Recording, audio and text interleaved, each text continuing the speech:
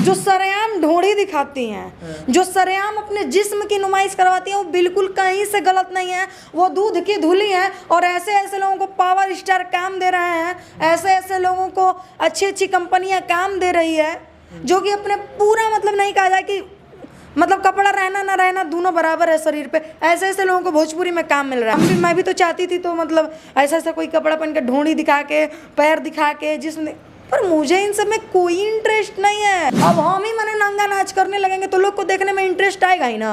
हम ही आज इतना इतना कपड़ा पहन के वीडियो बनाने लगे तो आप तो देख के कहेगा वाह बहुत सुंदर लग रहे हैं, क्योंकि उसमें मेरा जिस्म दिख रहा है। सूट सलवार में भी औरतें अच्छी लगती है, लड़कियां सुंदर लगती है, ठीक है, साड़ी में भी सुंदर लगती है। हमारी संस्कृति हमारे सभ्यता साड़ी और सूट को दर्शाती है, ना कि हॉट पैंट को, ना कि शॉर्ट ड्रेस को, ना कि अब इसके आगे तो आप समझ रहे हैं कि हम क्या ही बोलेंगे। एक बात बताइए, जरूरी तो नहीं है ना कि मतलब हम मतलब कुछ पाने के लिए अपने जिस्म को दिखाएंगे तो हमको कुछ मिलेगा, ऐसा तो नहीं है। जरूरी तो नहीं, सभ्यता में रह करके भी सब कुछ हासिल किया जा सकता है। सभ्यता और संस्कृति को कभी नहीं भूलना चाहिए। मैं भी तो एक लड़की हूँ ना, मुझे आज तक क्या अश्लील कपड़ों में आपने देखा है? शुरू से आज तक शौक सबका होता है, लेकिन ये कहाँ लिखा गया कि हम जिस्म की नुमाइश करवाएंगे?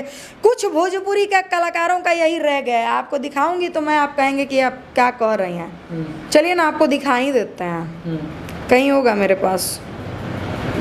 ये देखिए, ठीक है, ये देखा आपने, ये देखिए, इससे आपको क्या क्या सीख मिल रहा है? ये तो गंदगी ही फैला रही है ना। और फिर भी कौन गंदा है? तानिया आजा को लोग बदनाम कर रहे हैं। सोचने वाली बात है।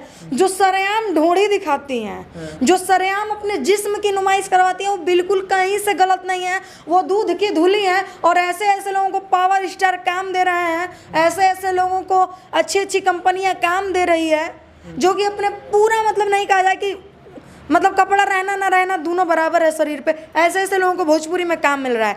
तो देखिए, ये ट्रेंड बन चुका है, ये फैशन बन चुका है। लड़कियों को यही लगता है ना कि मतलब हम ये करेंगे तो हिट हो जाएंगे, फेमस हो जाएंगे। मेरा भी इंस्टा पे 4 लाख के आसपास 3.5 लाख फॉलोअर्स है ना। मैं भी तो चाहती थी तो मतलब ऐसा ऐसा कोई कपड़ा पहन के ढोंढी दिखा के पैर दिखा के जिसमें, पर मुझे इन सब में कोई इंटरेस्ट नहीं है। कोई, मुझे फालतू लगता है ये सब चीज़। मुझे लगता है कि ये मेरी इज्जत है, इसको जितना हम बचा के रख सकते हैं उतना दुनिया में कोई बचा के नहीं रख सकता। अपना इज्जत अपने हाथ में होता है, जितना दिन आप उसको रखना चाहेंगे बचा के उतना दिन वो रहेगा। अब हम ही मैंने नंगा नाच करने लगेंगे तो लोग को देखने में इंटरेस्ट आएगा ही ना। हम ही आज इतना इतना कपड़ा पहन के वीडियो बनाने लगे तो आप तो देख के कहेगा वाह बहुत सुंदर लग रहे हैं, क्योंकि उसमें मेरा जिस्म दिख रहा है। सूट सलवार में भी औरतें अच्छी लगती है, लड़कियां सुंदर लगती है, ठीक है, साड़ी में भी सुंदर लगती है। हमारी संस्कृति हमारे सभ्यता साड़ी और सूट को दर्शाती है, ना कि हॉट पैंट को, ना कि शॉर्ट ड्रेस को, ना कि अब इसके आगे तो आप समझ रहे हैं कि हम क्या ही बोलेंगे। तो बस ऐसी ऐसी लड़कियों को हम यही कहना चाहेंगे कि आप एक श्रेष्ठ कुल की शेरनी है, नचनिया वाला हरकत मत कीजिए। और अगर आपको हिट होना है, काम करना है, भोजपुरी में काम करना है तो अपने टैलेंट के दम पे आइए, जिस्म के दम पे मत आइए। जिस्म के दम पे आइएगा, 1 महीना 2 महीना रहिएगा, ज़्यादा दिन नहीं टिक पाइएगा।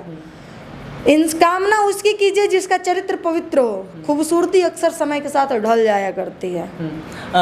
आप भी बिहार की बेटी हैं और जो लड़कियां जो पढ़ने लिखने वाली लड़कियां हैं बिहार की 16-17 साल की या फिर 9-10th की लड़कियां, वो भी छोटे छोटे कपड़े पहनकर रील बना रही हैं और बिहार अपना संस्कार और संस्कृति से जाना जाता है, लेकिन ये सब ऐसा हो रहा है, उनको आप क्या मैसेज देना चाहेंगे? बाबू पढ़िए लिखिए, आप लोग हमारे देश की भविष्य हैं और अगर आप लोग ऐसा करेंगे तो फिर कैसे चलेगा।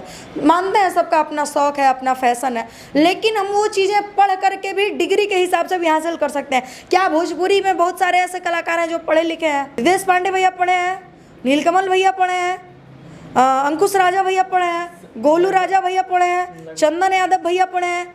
ऐसा कौन सा कलाकार है जो नहीं पढ़ा है? उन लोगों में सभ्यता दिखती है हमारी। वो लोग अपने गायकी की वजह से जाने जाते हैं। प्रियंका सिंह जी, उनको कभी छोटा कपड़ा में आपने देखा है?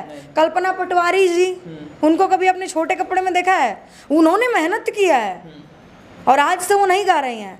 वो 30 साल से गा रही हैं, 40 साल से, लगभग 30-40 साल से वो गा रही हैं। तो उनसे बेहतर कोई नहीं कर सकता। हाँ, करना है तो आप भी 10 साल अपने आप को 5 साल समय दीजिए, आप भी बेहतर कीजिएगा। लेकिन जब हम कोई काम करने के लिए दीपक जी निकलते हैं तो हमारे रास्ते में कठिनाइयाँ आती है, इसमें नो डाउट, लेकिन हमको कठिनाइयों से बचना चाहिए, हमको हालात और मुश्किलों से लड़ना चाहिए, ना कि जैसा रास्ता आया वैसे को अपना लेना चाहिए। नहीं, हमको, मेरा एक समय था कि मैं नमक रोटी, नमक भात, माड़ भात खा के हम अपने रूम में रहे हैं। हम चाहते तो हम भी 5 लड़कों के साथ बात कर सकते थे, मैनेज कर सकते थे, मैं भी हंसी खुशी की जीवन बिता सकती थी। और अगर आज हम वो कर लिए होते कल, तो आज मेरे कपार पे भी यहाँ पे लिखा होता है कि तान्या झा का भी उसके साथ कुछ है, उसके साथ कुछ है। लेकिन आज तक आपने सुना है? मैंने अपने हालातों से लड़ा है। तो देख करके कुछ सीखना चाहिए इंसान को। हम हर कुछ से है ना, हमने तो अपनी संस्कृति नहीं खोई, सभ्यता नहीं खोया, बात करने का तरीका। हाँ, गुस्सा किसे नहीं आता? सबको आता है। देखिए, गुस्सा ना इंसान को तब आता है, गुस्सा वो अहंकार का जड़ है ना, जहाँ से अहंकार से ही गुस्सा पैदा होता है। अगर हमको गुस्सा नहीं आएगा ना, तो हम आपको उरेफ बोली नहीं बोलेंगे, तो गुस्सा भी जायज़ है। बात अगर सम्मान की हो तो गुस्सा भी, गुस्सा क्या इंसान को मार तक देना चाहिए।